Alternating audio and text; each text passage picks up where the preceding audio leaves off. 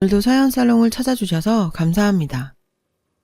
오랜 투병 끝에 사랑하는 남편을 떠나보내고 홀로 캐나다에 살고 있는 30대 여성이에요. 가끔 한국이 그리워서 사연 채널을 통해 다른 분들의 이야기를 들으며 공감하다 제 사연도 적어봅니다. 1998년 대한민국은 IMF로 인해 혼란스러웠어요. 자동차 부품 공장을 운영하시던 저희 아버지께서도 그 후폭풍을 피해가지 못하셨죠. 공장에는 항상 채권자들로 가득했고 집안 곳곳에 빨간 딱지가 붙었죠. 부족함 없이 자란 제 인생에도 먹구름이 드리워졌고요. 얼마 지나지 않아 결국 아버지 회사는 부도 처리가 됐어요. 하루아침에 우리 네 식구는 단칸방을 전전하게 되었고 이렇게는 살 수 없다 생각하신 아버지께서는 한국에 있는 모든 삶을 정리하고 캐나다 이민을 결정하셨어요. 당시 초등학교 5학년이던 저에게는 그 어떤 결정권도 없었어요. 너무 어렸고 상황이 급박했으니까요. 그렇게 전 부모님과 함께 한국을 떠나 캐나다 토론토에 정착하게 되었어요. 사실 토론토에서의 삶도 한국과 다르진 않았어요. 영어를 전혀 못하시던 저희 부모님들이 할 수 있는 일이라곤 한국인들이 운영하는 업체의 청소나 식당 잡일 정도가 전부였거든요. 외국 나가면 한국인을 조심하라고 하죠.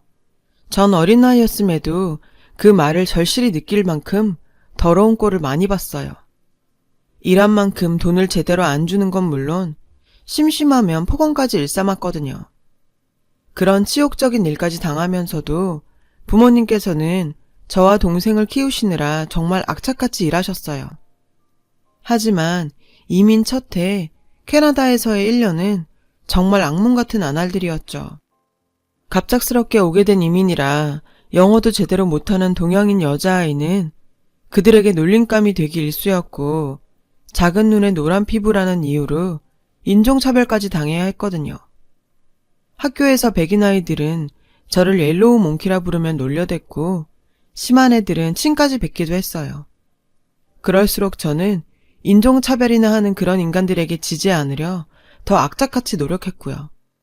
늘 학교에서 높은 성적으로 그들의 콧대를 눌러주곤 했는데 그런 모습에 하나 둘씩 친구들도 생기더라고요.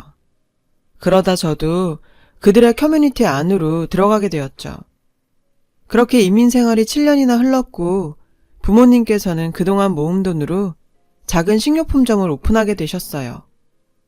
처음엔 손님은커녕 파리만 날리다 가게를 접어야 하는 게 아닌가 싶어 걱정도 많았죠. 인생사 어떻게 될지 모른다고 했나요? 전라도 손맛을 타고난 어머니께서 한국 반찬을 만들어 팔기 시작한 게 대박이 나면서 저희 집 살림도 점점 나아지기 시작했어요.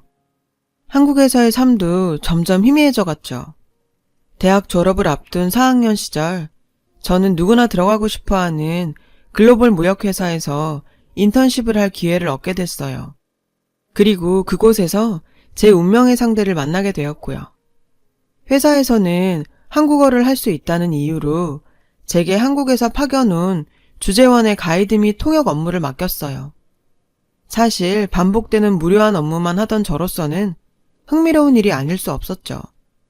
처음 맡아보는 제대로 된 일이다 보니 긴장이 되기도 하고 어떤 분을 만나게 될지 설레기도 했죠.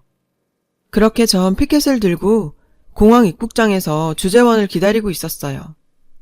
저기 혹시 엘사에서 나으신 분 맞나요? 사실 주재원이라고 해서 어느 정도 나이도 있는 분이 오시는 줄 알았죠. 한국에서 파견 온 서민석입니다. 잘 부탁드립니다. 저는 그를 보고 놀라지 않을 수 없었어요. 제 예상과는 달리 그는 저와 비슷한 또래의 젊은 남성이었거든요. 그는 많이 긴장했는지 겨우 인턴인 저에게 90도로 인사를 하더라고요. 그런 모습이 순박해 보이기도 하고 귀엽기도 했죠. 그런데 순박한 모습과는 달리 스펙이 어마어마하더라고요. 서울대 출신의 28살이라는 어린 나이에 캐나다 주재원까지. 사실 저와 비교하면 상대도 안 되는 능력자였지만 처음 만남부터 겸손한 그의 모습에 같이 일하기에 까다롭지 않겠다 생각했어요. 회사에서는 그에게 캐나다 적응을 위해 2주간의 휴가를 주었고 언격결에 그의 가이드를 맡은 저도 2주간의 휴가를 받고 그의 적응을 돕게 되었어요. 환전하고 계좌도 개설하고 생활 전반적인 업무까지 꼼꼼하게 챙기게 되었는데 평생 공부만 했던 사람이라 그런지 혼자 할 줄 아는 게 정말 아무것도 없더라고요. 어린아이 키우는 기분이 이런 거구나 할 정도였죠. 궁금한 건 또 어찌나 많은지 조잘조잘 쉴 새 없이 물어보는 통에 피곤하긴 하더군요.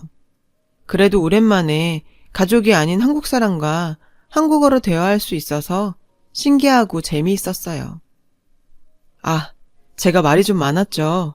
어제 처음 만났는데도 스텔라 씨가 편했나 봐요. 그는 제가 편해서 그날따라 말을 많이 했다고 했지만 제가 보기엔 그냥 말이 많은 사람 같았어요. 문자로도 조잘조잘, 전화로도 조잘조잘. 대화가 끊이지 않게 떠들어댄 덕에 우린 빠른 시간 내에 친해질 수 있었죠. 그렇게 2주간의 휴가도 막바지에 다다랐고 업무 준비에 바쁘던 그는 제게 한 가지 부탁을 했죠. 스텔라, 나이아가라 폭포에 가보고 싶어요. 세계 3대 폭포를 보는 게 내 버킷리스트거든요.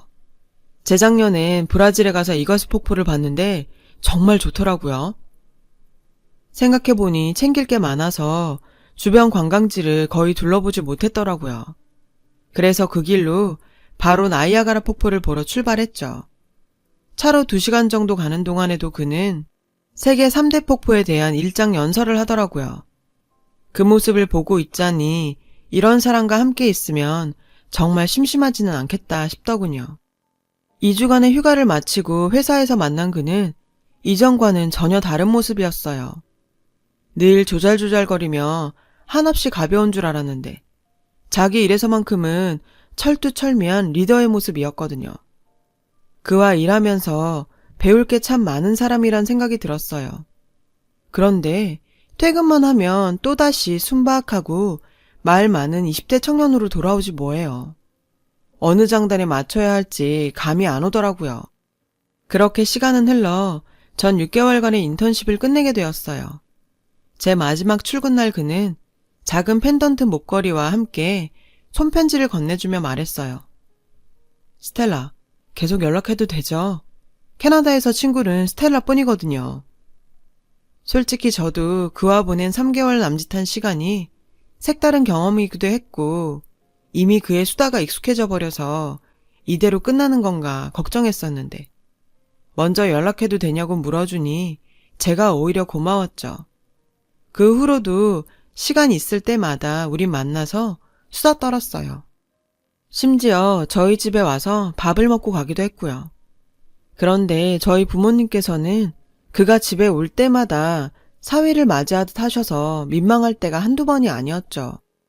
이렇게 집도 드나들고 주말마다 만나서 수다도 떨며 시간을 보냈지만 솔직히 우리가 어떤 사이라고 정의 내리긴 힘들었어요. 그렇게 애매한 사이가 이어지던 어느 날 우리가 어떤 관계인지 확인할 수 있는 사건이 생겼죠. 그날은 대학 졸업 파티가 있는 날이었는데 같이 갈 파트너가 없던 저는 파티 참석을 포기하고 집에서 엄마 일을 돕고 있었어요. 그때 그에게 연락이 왔어요. 스텔라, 밖으로 나와요. 뜬금없는 그의 방문에 엄마는 저를 보며 씩 웃더라고요. 민낯으로 있던 저는 모자를 푹 눌러쓰고 나갔죠. 나가보니 집 앞에 TV에서나 볼 법한 스포츠카에 턱시도 차림을 한 그가 서 있지 뭐예요. 게다가 제가 입을 드레스도 미리 준비해온 모양이더라고요. 알고 보니 저희 엄마가 파트너가 없어서 졸업 파티에 참석도 못하는 딸이 안타까워 그에게 연락을 한 거였어요. 앞뒤 상황이야 어떻게 됐든 그 덕분에 전 졸업 파티를 무사히 마칠 수 있었어요. 정말 고맙더라고요. 그러면서도 한편으론 괜히 제가 시간을 뺏은 것 같아 미안하기도 했고요. 민석 씨, 미안해요. 회사 일도 바쁘실 텐데 괜히 저 때문에. 그는 저를 의아하다는 표정으로 쳐다보더군요. 그리곤 생각지도 못한 말을 했어요. 저한테 사과할 건 그게 아니잖아요. 왜 이런 날 저를 안 불러요? 얼마나 기다리고 있었는데. 갑작스러운 그의 고백에 좀 당황했지만 지금 생각해보면 저 역시도 그 고백을 기다려온 게 아닌가 싶어요. 그날 이후 우린 연인이 되었고 1년간의 찐한 연애 끝에 부부가 되었어요. 결혼을 약속하고서야 알게 된 사실인데 남편에게도 저와 비슷한 상처가 있더라고요. 남편네 집 역시 IMF 시절 아버지께서 실직하시면서 어머니께서 아버지와 자신을 버리고 도망치셨더라고요. 그날 이후 어머니를 한 번도 본 적이 없대요. 그런 상처를 감추기 위해 남편은 애써 더 밝은 척하며 살아왔던 거고요. 남편의 비밀을 알고 나니 수다를 떠는 모습조차 짠해 보였어요. 결혼식은 시아버지와 가족 몇 분만 캐나다로 초대해서 조촐하게 치렀어요. 가족들의 축복을 받으면서요. 그렇게 우리의 결혼 생활은 시작됐죠. 흔히 남자는 연애할 때랑 결혼 후의 모습이 달라진다는 말들이 많은데 저희 남편은 결혼 후에도 한결같이 해맑은 수다쟁이였어요. 그런 모습에 행복한 나날을 보내고 있었죠. 하지만 인생사가 모두 뜻하는 대로 이루어지지 않는다고 얼마 뒤 남편의 주재원 기간이 끝나면서 우린 한국으로 돌아가야 하는 상황이 됐어요. 결혼식 때문에 한국에 잠깐 방문하긴 했지만 떠나온 지 16년이나 된 한국에서 친구도 가족도 없이 살 생각을 하니 막막하더군요. 그래도 제 옆에는 언제나 제 편이 되어주는 남편이 있었기에 한국에서의 새 삶을 시작할 수 있었어요. 16년 만에 다시 온 한국은 완전히 달라져 있었고 적응하는 데 시간이 걸렸지만 제가 캐나다로 이민을 갔을 때만큼 힘들지는 않았어요.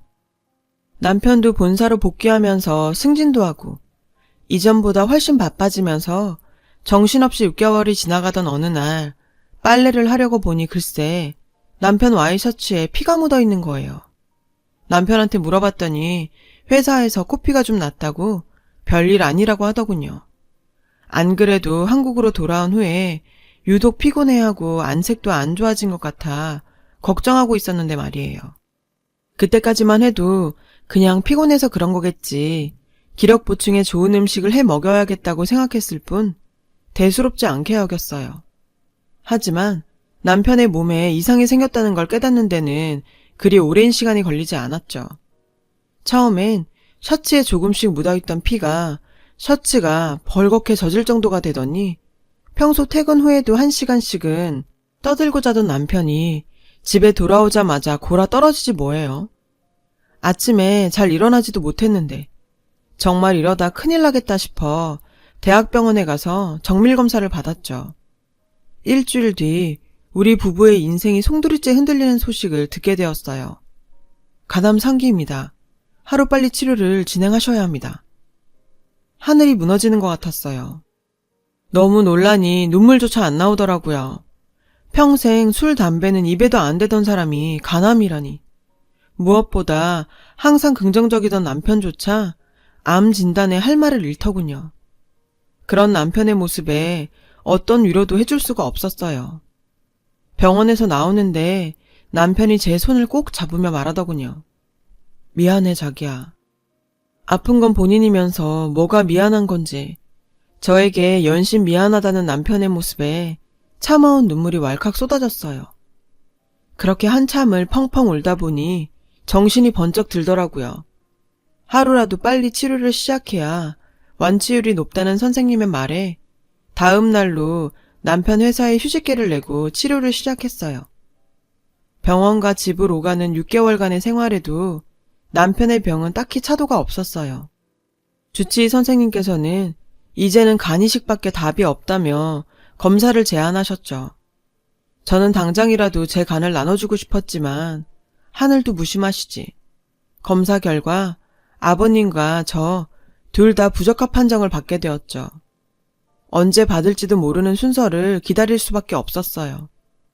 점점 몸 상태가 안 좋아지는 남편을 보면서 그냥 두고 볼 수 없었던 저는 마지막 방법으로 어린 시절 남편을 버리고 떠난 시어머니를 찾기로 했어요. 남편의 간이식을 부탁해 보려고요. 혹시 김미숙 씨 되시나요? 저는 서민석 씨 아내 되는 사람입니다. 전할 말이 있어서 이렇게 갑작스럽게 찾아왔습니다. 무슨 일이죠? 시어머니는 서민석이라는 이름을 듣자 당황한 듯 말을 더듬더군요. 민석 씨가 지금 많이 아파서 간이식밖에 방법이 없는 상황이에요. 어머님이 검사라도 한번 받아주실 수 있을까요? 아가씨, 우리 인연 끊고 산 지 20년이 넘었어요. 이렇게 찾아와서 간을 달라니 당황스럽네요. 저는 만날 생각도 없고 간 줄 생각도 없으니 다시는 찾아오지 마세요. 솔직히 너무 당황했어요. 아무리 자기 살겠다고 애 버리고 도망갔다지만 자기가 배 아파 낳은 아들이 아프다는데 걱정은커녕 만날 생각도 없다니요. 전 거의 매달리듯 무릎 꿇고 빌었어요. 제발 부탁드립니다. 어머님 아니면 민석 씨 죽어요. 제발요. 제 처절한 울부짖음에도 어머님 뒤도 안 돌아보고 집으로 들어가 버렸어요. 겉으로 표현은 안 했지만 은근히 기대하던 남편에게 자신의 어머니가 자신을 만날 생각이 없다는 걸 전할 수 없었죠. 그래서 저는 거짓말을 하기로 했어요. 아무리 찾아봐도 찾을 수가 없더라. 세월이 20년인데 왜 안 그렇겠어? 곧 우리 순서가 올 거야. 그러니까 조금만 버티고 기다려보자, 민석씨. 저희 기대와는 달리 아무리 기다려도 남편에게 적합한 간은 나타나지 않았고 그 기간 동안 다른 장기에도 암이 전이되면서 결국 6개월 시한부 판정을 받게 되었어요. 그리고 일주일쯤 흘렀을까요? 시어머니께서 병원으로 찾아오셨어요. 민석아. 시어머니는 남편을 붙잡고 눈물을 뚝뚝 흘리셨어요. 남편은 아무것도 모른 채 20년 만에 만난 자신의 어머니를 보고는 10살 아이처럼 울었는데 이렇게라도 만나게 된 게 다행이라고 생각했어요. 그날 이후 시어머니는 거의 매일 병원에 남편을 보러 오셨어요. 제가 그렇게 무릎 꿇고 애원할 때는 한 번을 안 오시더니 그런 모습을 보고 있자니 왜 더 일찍 오지 못했는지 어머니가 야속하게만 느껴지더군요. 그러던 어느 날 시어머니는 저를 부르시더니 이상한 제안을 하셨어요. 얘야, 네가 고생이 많다. 전에 네가 찾아왔을 땐 너무 당황하고 경황이 없어서 빨리 찾아오지 못했다. 다름이 아니라 내가 같은 여자로서 하는 말인데 차라리 지금 법적으로만 이혼을 해두는 게 네가 앞으로 살기 편하지 않겠니? 어머님, 도대체 그게 무슨 말씀이세요? 제가 민석 씨랑 왜 이혼을 해요? 그런 소리 하실 거면 다신 오지 마세요. 얘야, 다 널 위해 하는 소리다. 너도 살다 보면 사별이라는 족쇄가 얼마나 무서운 건지 알게 될 거야. 잘 생각해보렴. 뜬금없는 소리를 하는 시어머니에 전 버럭 소리를 질렀어요. 그때까진 왜 그런 말을 했는지 생각조차 못했죠. 병원에서는 더 이상 병원 치료는 의미가 없다며 가족들과 시간을 보내라더군요. 그렇게 남편은 집에서 요양을 시작했고 병원에서 돌아온 첫날 제게 이혼을 고했습니다. 우리 이혼하자. 남편의 한마디에 저는 얼어붙을 수밖에 없었죠. 어머니랑 얘기하는 거 들었어. 뜬금없긴 하지만 나 때문에 당신이 이렇게 고생하는데 죽고 나서도 내가 당신의 족쇄가 되는 건 싫어. 이게 내 마지막 소원이야. 부탁해. 남편은 제 앞길에 족쇄가 되기 싫다며 이혼 서류를 내밀었고 그의 마지막 소원을 거절할 수가 없더군요. 그렇게 법적으로 이혼한 우리는 마지막 여행을 계획했어요. 남편이 죽기 전에 3대 폭포 버킷리스트를 꼭 이루고 싶다고 부탁했거든요. 저는 마지막으로 빅토리아 폭포를 보여주고 싶었어요. 주치 선생님께서 우려를 하셨지만 결국 여러 가지 주의사항을 알려주시며 여행을 허락해 주셨어요. 그렇게 잠비아로 떠난 6박 7일의 여행은 저희 부부의 마지막 추억이 되었죠. 여행을 다녀오고 얼마 지나지 않아 남편은 제 품 안에서 하늘나라로 떠났습니다. 아버님과 함께 남편의 장례식장을 지키고 있는데 시어머니께서 오셨어요. 당신이 여길 왜 당장 나가!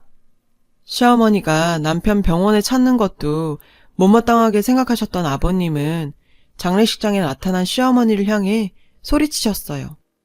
어머, 당신은 여전하네요. 그렇게 소리나 지르고. 내가 내 아들 장례식장 오는데 뭐가 이상해요? 너야말로 여전하네. 다른 남자랑 만나서 지 아들 버리고 도망간 여자가 어디서 내 아들 이름을 네 그 더러운 입에 올려?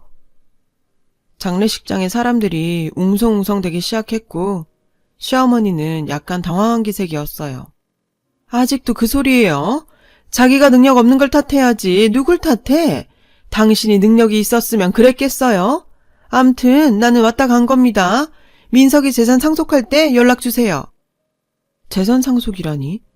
뜬금없이 남편의 재산 상속을 할 때 연락을 달라는 시어머니의 말에 지금까지의 퍼즐이 맞춰지는 것 같았어요. 당신이 뭔데 민석이 재산을 상속받아? 어머, 당신 모르나 보네. 민석이 지처랑 법적으로 남남이야. 애도 없고. 그러면 당연히 상속은 친모인 내가 50% 받는 거지. 몰랐어? 이제 와서 친모 타령하면서 재산 상속을 말하는 그 여자의 모습에 장례식장의 모든 이가 할 말을 잃어버렸어요. 이러려고 저한테 남편이랑 이혼하라고 했어요? 제 앞날 타령하면서요? 당신이 사람이에요? 간이식 검사 좀 받아달라고 제가 무릎 꿇고 빌 때는 이제 남남이라고 만나기도 싫다고 하신 분이 남편이 돈 좀 있다니까 그게 탐났어요? 너 지금 무슨 소리를 하는 거니? 내가 내 배 아파 낳은 아들이야. 내가 너보다 민석이를 더 위하지 않겠니? 그리고 법적으로도 그런 건데 어쩌겠니? 뻔뻔하게도 본인이 친모라며 법 타령을 하며 자신의 상속권을 주장하더군요. 법? 좋아. 법적으로 해봐. 당신 절대로 내 남편 돈에 손끝 하나 못 대. 얘 봐라. 당신? 내가 너 그럴 줄 알고 여기 변호사님도 모셔왔다. 그 여자는 변호사까지 데리고 와서 여차하면 법정 싸움까지 갈 기세였고 전 더 이상 그 꼴을 두고 볼 수 없었어요. 당신 단단히 착각하는 것 같은데 당신 아들 서울대 출신이에요. 아무 생각 없이 나한테 이혼해달라고 했을 것 같아요? 당신이 뭘 노력했는지 알겠는데 이혼 도장 찍기 전에 아버님께 말씀드리고 남편 재산 전부 명의 이전 끝냈어요. 당신이 가져갈 돈 한 푼도 없다고요. 제 말이 끝나자마자 그 여자는 당황한 듯 변호사를 쳐다봤고 변호사는 고개를 가로저었죠. 자신에게 상속분이 하나도 없다는 걸 알게 되자 망연자실한 표정으로 멍하니 서 있더군요. 그 장면을 모두 지켜본 조문객들은 그 여자를 비난하기 시작했어요. 시어머니는 얼굴이 벌겋게 달아올라 어쩔 줄 몰라 하더니 꽁지가 빠지게 장례식장을 빠져나가더군요. 그 추악한 뒷모습을 보니 낳았다고 다 부모 자격이 있는 건 아닌 것 같았어요. 남편의 장례를 마치고 저는 다시 캐나다로 돌아왔어요. 남편이 떠난 지 벌써 2년이 지났네요. 다들 시간이 해결해준다고 말하는데 언제쯤 저는 괜찮아질 수 있을까요? 오늘따라 남편의 수다가 사무치게 그립네요. 부디 그곳에서는 아프지 말고 친구들과 수다도 떨며 행복하게 지내길 바랄 뿐입니다. 제 이야기를 들어주신 모든 분들 항상 건강하시고 행복하시길 바랍니다. 여러분, 사연 댓글에 응원과 현명한 조언 부탁드려요. 좋아요와 구독은 저에게 큰 힘이 됩니다. 오늘도 좋은 일 가득하세요.